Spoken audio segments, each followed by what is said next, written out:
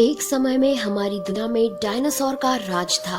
वे चलते थे जहाँ हम चल रहे हैं, इसी हवा में सांसें ली, इसी धरती पर लड़ाइयाँ लड़ी। इन दैत्याकार बड़े विचित्र डायनासोर ने करीब 14 करोड़ सालों तक इस धरती पर राज किया।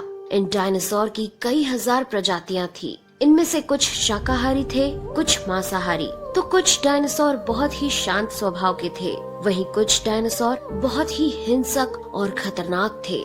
ये उस समय के सबसे सफल जीव थे। लेकिन फिर अचानक ऐसा क्या हुआ? आखिर वह कौन सी घटना थी जिसने इनका नामो निशान ही मिटा दिया? इसे जानने के लिए हमें करोड़ों साल पीछे जाना होगा और डायनासोर्स के उस अंतिम दिन को करीब से देखना होगा। तो आइए चलते हैं आज से 65 मिलियन साल यानी कि 6 करोड़ 50 लाख साल पीछे। आज से करीब 6.5 करोड़ साल पहले धरती पर मौसम सामान्य था।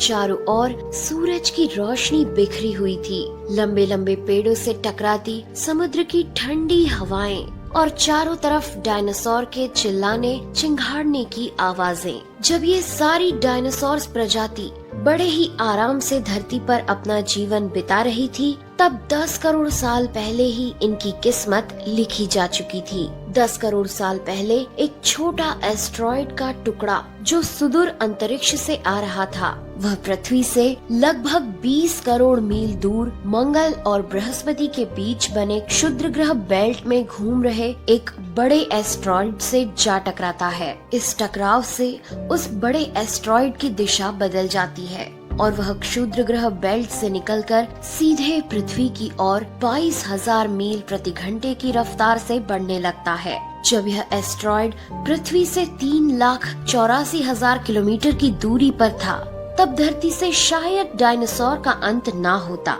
यदि यह एस्ट्रॉइड पृथ्वी के उपग्रह चांद से टकराता। लेकिन नियति को कुछ और ही मंजूर था, इसलिए ये बड़ा एस्ट्रॉइड चांद के बहुत नजदीक से गुजर गया।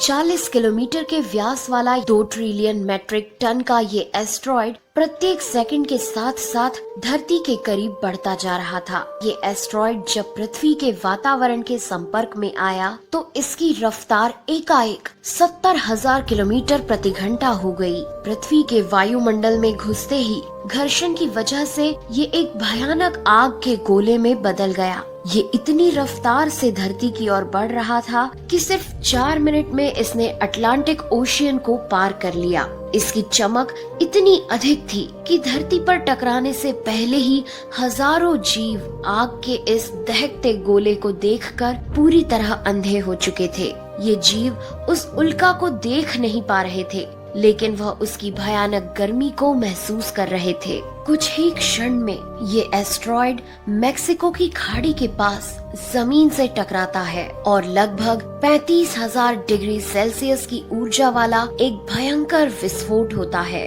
इस टकराव का विस्फोट लगभग 10 हाइड्रोजन बम के विस्फोट के बराबर था।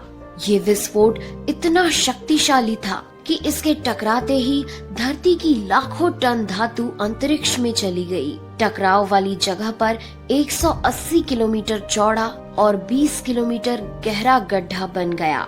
विस्फोट के कारण इस गड्ढे का सारा मेटल और पत्थर आसमान में धूल के बड़े बादल में बदल गए।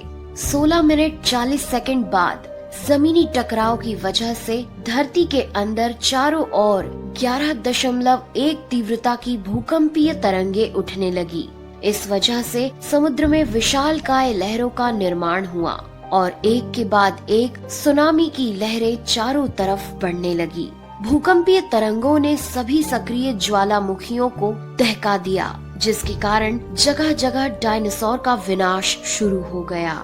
धरती के महाविनाश की प्रक्रिया आरंभ हो चुकी थी। इस भयानक विस्फोट में रेडिएशन की मात्रा इतनी बढ़ गई कि इसके 800 किलोमीटर के दायरे में आने वाले सभी जीव जलकर पूरी तरह राख के ढेर में बदल गए थे। इस महाविनाश में उड़ने वाले डायनासोर इन जमीनी खतरों से तो बच निकले, लेकिन ये तो महाप्रलय की बस शुरुआत मात्र थी। विस्फोट की वजह से जो लाखों टन मेटल, पत्थर और धूल अंतरिक्ष में गया था, वह ग्रेविटेशनल पुल के कारण ठीक 40 मिनट बाद आग के गोले के रूप में पूरी धरती पर बरसने लगे।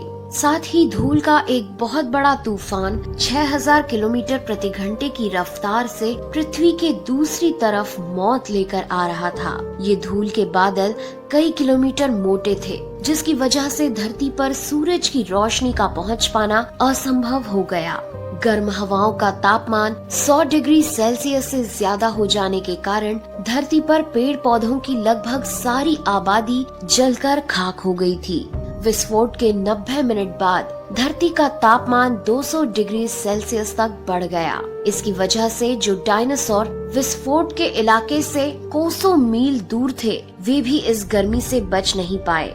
इस महाप्रलय से धरती की कुल 90% प्रजाति पूरी तरह खत्म हो गई थी और जो 10% जीव धरती पर बच गए थे, उनमें से भी सिर्फ वही जीव जिंदा रह सके जिनका वजन 30 किलोग्राम से कम था। इसका कारण ये था कि इस महाप्रलय में लाखों की संख्या में जीव मारे जा चुके थे और पेड़ पौधों की सारी आबादी भी जलकर राख हो चुकी थी, जिसके चलते यहाँ जो बड़े और विशालकाय जीव जीवित बच गए थे, उन्हें भरपूर मात्रा में खाना पीना ना मिल सका। लेकिन ये महाप्रलय किसी अन्य जीव के लिए फायदेमंद साबित होने वाला था। धरती पर डायनासोर का अंत एक छोटी प्रजाति के लिए सुनहरा अवसर लेकर आया और वह प्रजाति थी मैमल्स की।